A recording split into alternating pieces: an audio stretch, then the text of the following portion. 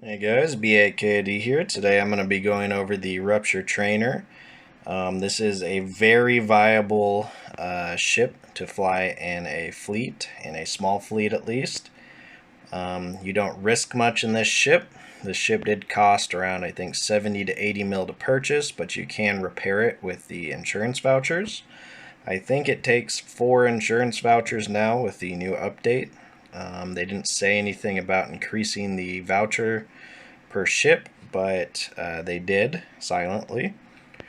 I'm getting pretty good DPS, and I pretty much equipped rags on it. It cost me probably around 10 to 20 mil in just modules just to get this thing fitted up. And you can go cheaper than this. You can do all Mark 5 or 7 stuff. It is very viable as well. Up top, I have Republic Fleet medium autocannons. These do have a optimal range of about 13 total, so you have to be within that 13 kilometers. For these slots, they are very negotiable, so I just have a web and a disruptor here. You can swap out the disruptor for either a Nosferatu, a Scram, or what I like to do, a tracking disruptor. I don't think you are going to be really tackling people in this. So I think being in the heart of the combat, taking a lot of the damage, disrupting, and webbing somebody is much better of an option. You just have to make sure you have essentially enough tackle or lockdown to equip it like this. But in a typical scenario, you just want to pop on a disruptor, a web, or scram, like I said. I did a Mark 5 infiltrator. This gets rid of the shield of the ship I'm fighting, because if you notice, there is no EM damage. It definitely complements it very nicely. Down below, I went cheap, Mark 5 medium micro warp drive, about 500k. This is just for getting right in the heart of the combat and you know, starting to throw out some of your cannons at people. Down below, I did a Mark 7 medium capacitor battery. These are fairly cheap, the higher ones you go, but I just saw this one in my warehouse, so I grabbed that.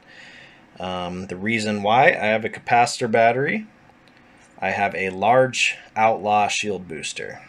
Now, this boosts 676 shield per tick, and our power grid is pretty much maxed out, and I'll show you how we equip this.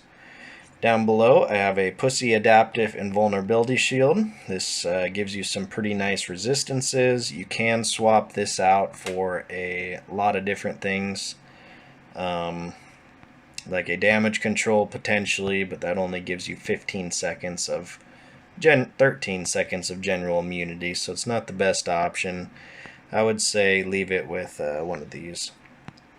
The other option as well is you can attach a second Pussy Adaptive. It only gives you about 10% more resistances, but you have to swap the Outlaw Large shield booster. You really can't run this more than 5 or 6 ticks without completely draining your cap.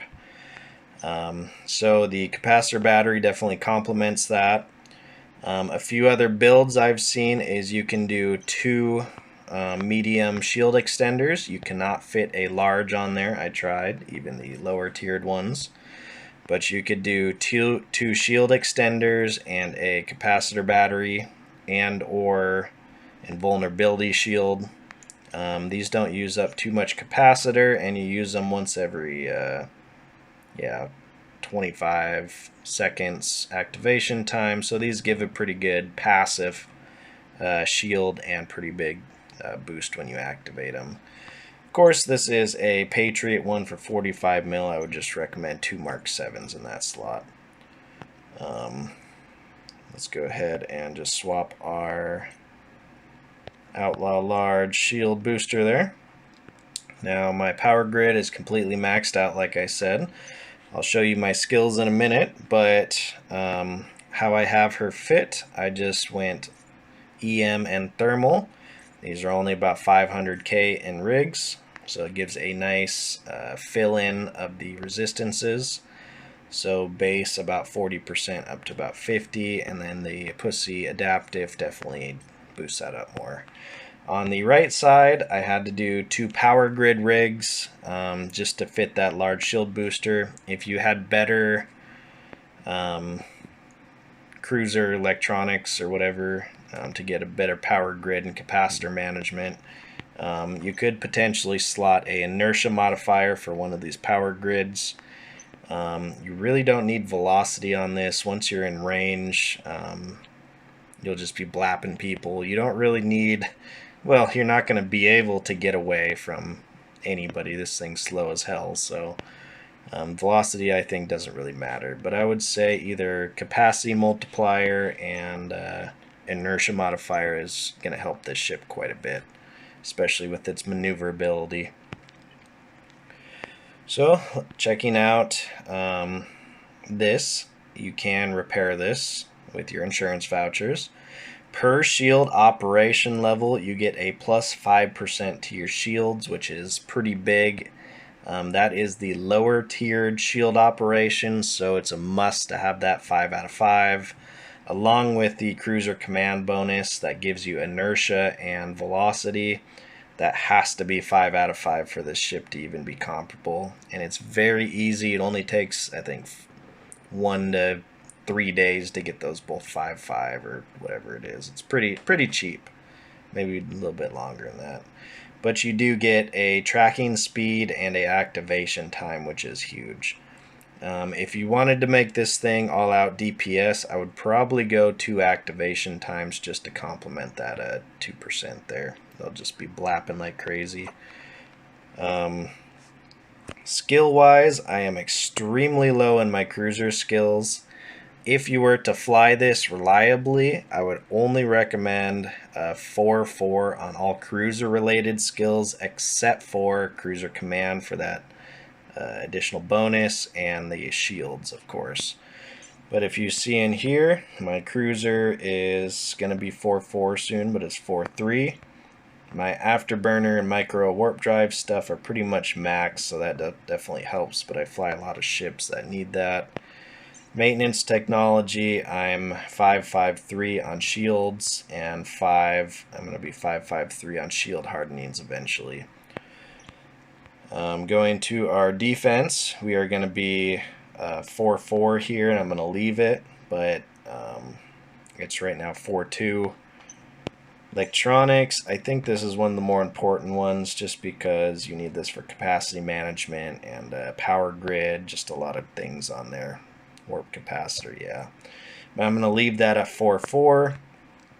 You don't really need too much electronic warfare unless you fly other ships too, but 4/4 is good there. Same with targeting, 4/4. Now, I have 222 DPS with absolutely no medium cannon skills. I know that's kind of a crappy DPS, but this thing's meant to stay alive as long as I can while fleet PvPing and in the depths of nullsec. If you lose me right away, then it's pretty much a waste of a ship, and I just go back to Jita. But I'm going to make both of these 4/4. One of the more important ones is the tracking speed one here. So medium cannon operation, I would get this 4/4 first. That gives a pretty large chunk to your tracking speed, and that helps out. Now, if you wanted to do this all-out DPS, I would probably swap out a gyro stabilizer, whatever that is. Just look it up in the market for our low slot. So of course I would switch the rigs out for DPS rigs. I think it's a... No, that's the railguns ones. God, I always get confused. It's not a heat sink, those are lasers. I think... Jeez, I'm awful. But you know what I mean, just equip 1 or 2 of those for some pretty good burst DPS.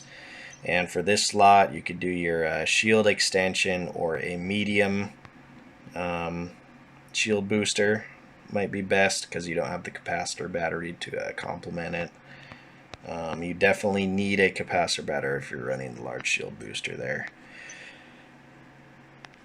But I'm going to take this out. I'm going to go fight Soffer's CanYue and see how I perform, see if I cap out. We're not going to be doing much PvP in this video because I have a different video set up for this. We're going to go gangbang a Chinese base somewhere, and we're going to see how long I can stay alive, if I can stay alive, and how many kills I can get with this baby. But yeah, let's get right into the brawl. Well, we got Soffer here.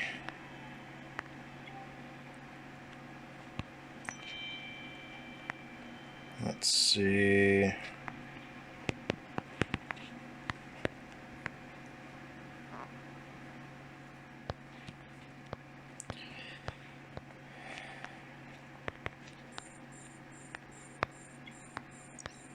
Okay, we got a micro warp drive into him. Uh-oh, he's blapping us already.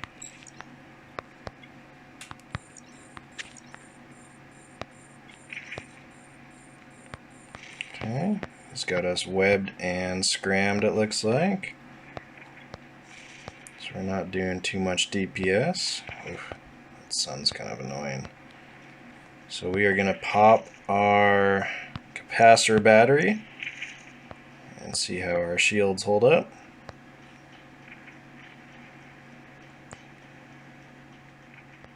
I'm not going to destroy his drone. Typically, I would target his drone and blap it.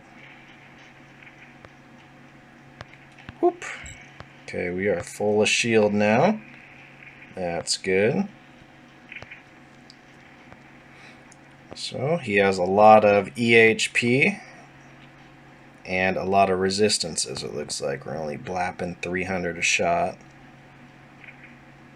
So we're doing good. We are out tanking him and he can't hit us at this range.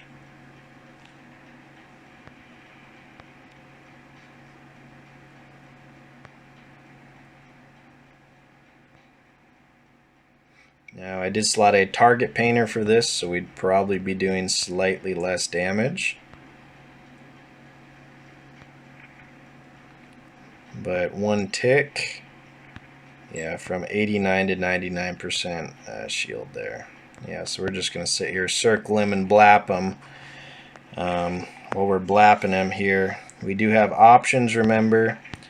You don't always need disruption unless you're in a smaller fleet. I would put a disruptor, but for this fight I would have went with a tracking disruptor, potentially a web, or a medium or large group shield booster might be very good for this situation.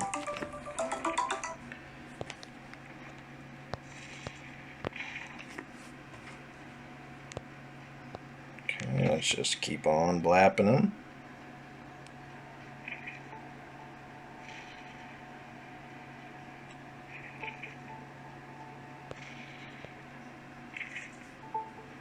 Slow but steady. Let's go back out at, let's just go to 10 kilometers so he can hit us.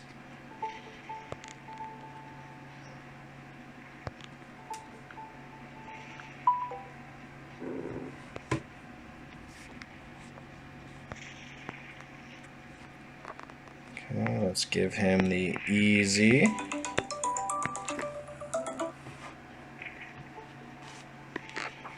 Got my son calling me on the other line here. Let's pop the capacitor battery and start charging our shield back up.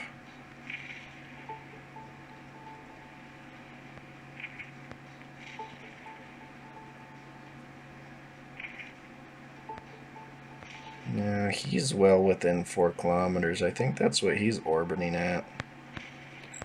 So our shields are completely full again. I think all that's really doing damage to me is that drone, so it's not the best of fights, but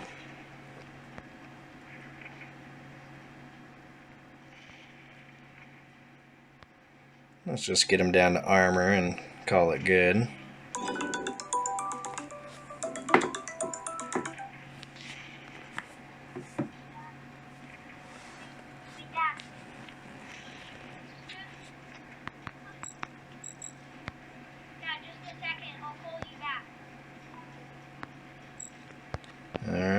that does it for the fight with Soffer there. We blapped him good.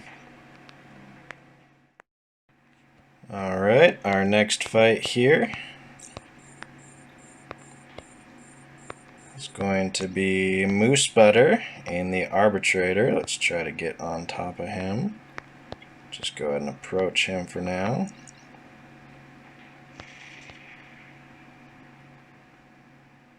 I'm going too slow to get him. Ooh, he is shredding me.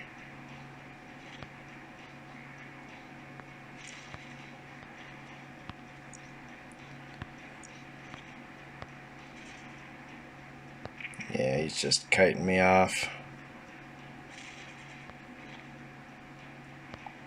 There's no way I can get him.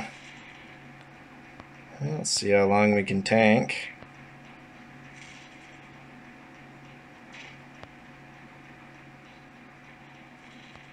We're just going to cap ourselves out. We're going to have to.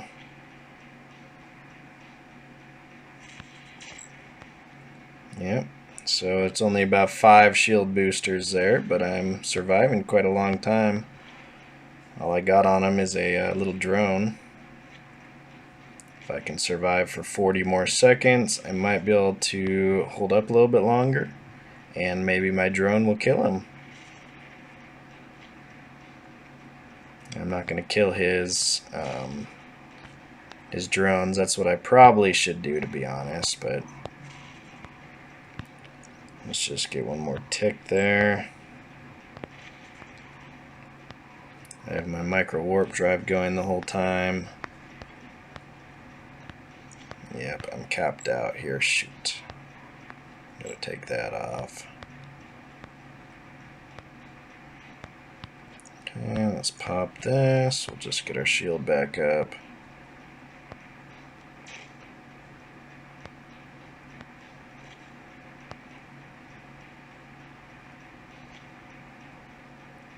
Yep, that's about it. One more tick and we're capped out for good.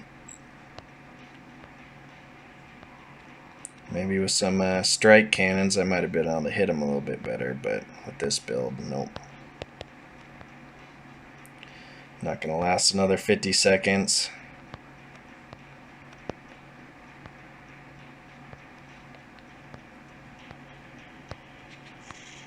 Let's take our drone back there. Not sure if he had a shield booster or not.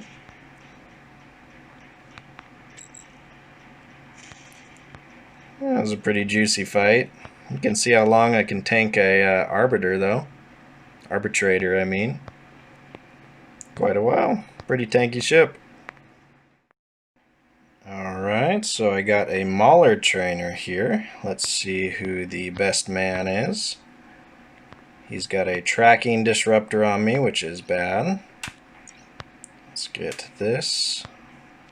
Let's try to get in range of this guy. Uh-oh, he's blapping me. Okay, I am in range. I can take the micro warp drive off. Okay. Gotta get our shields up quick. Let's pop our large shield booster.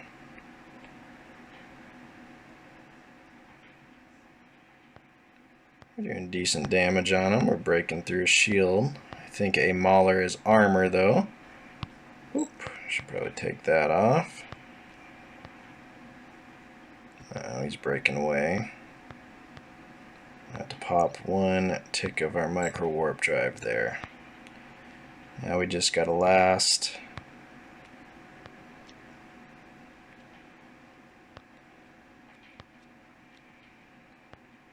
Okay, I think we might got this. We're doing some pretty heavy damage on him.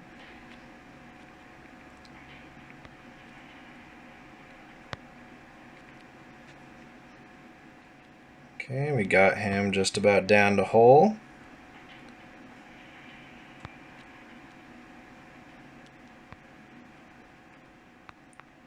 Okay, that's about it.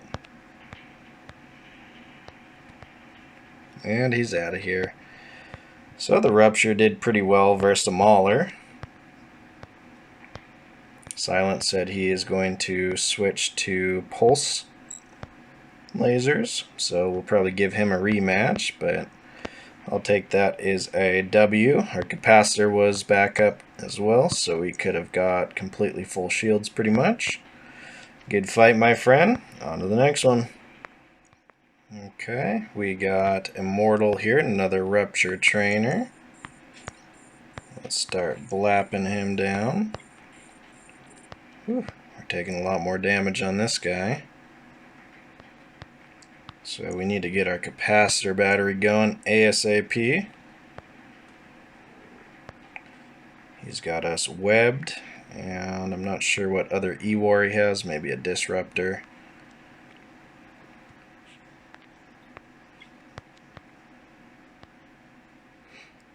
Yeah, in this type of scenario, I'd probably want to blap his drone. Okay, we're going to have to let our large shield booster run. We got to get through 55 seconds, hopefully.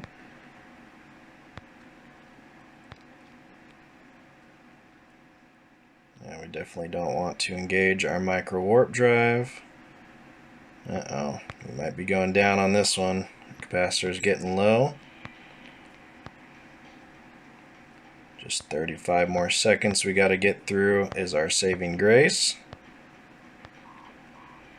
Okay, I got to pulse this. Uh-oh, I got one more pulse in me and then I got to turn it off. Okay, it's not going to go. Who's doing some heavy DPS on me here? 10 seconds. Uh-oh. I think he's going to take this one as the W. Whew. I think he might have pulled off there, but yep, he's going to take the W on this one.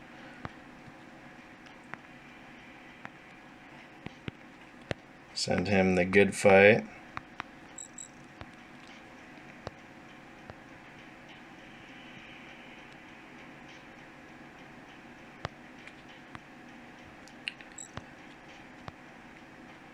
Alright. So he probably has better skills. I got him down to armor, but it just wasn't quite enough. Good fight, my friend. Maybe when I have better cruiser skills, we will see. Well, overall, the Rupture Trainer is an extremely affordable ship, and it gets pretty good DPS and tank. Just for being a trainer ship, I give it a 8 out of 10, I'd say. In small fleets or medium fleets, I think this thing will shine. You're really just looking to get through the fight. You don't want to put out as much DPS as you can because you'll probably just get blown up. But having this out there on the front lines, just trying to face tank, put some DPS in, and of course be a little bit of a supportive ship.